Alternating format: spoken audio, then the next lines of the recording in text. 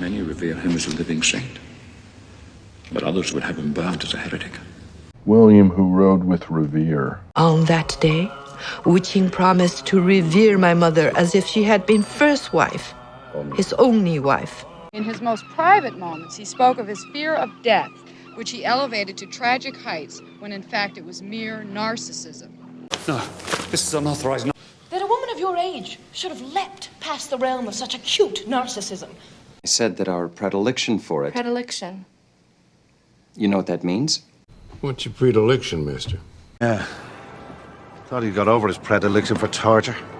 A particular confluence of forces which allows a doorway to be opened through which we may pass. Lines of confluence, probability scales, all that shit. So our air date is being decided by an unholy confluence between Billy Graham and Dr. Phil McGraw? It's just nice to meet another human who shares my affinity for elf culture. I can understand people having an affinity for the stage, but movies are such garbage. Who can take them seriously?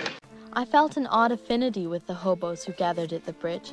Not to mention alacrity. Oh, your alacrity has served you ill this time, my liveried adversary. Kai, the Jew, who did save the life of the king with much alacrity and courage. Doesn't seem to want anything to do with all his adulation. He's just here to fight.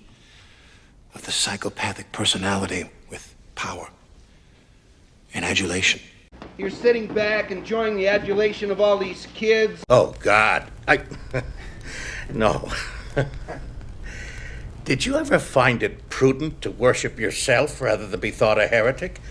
Maximus, please be careful. That was not prudent.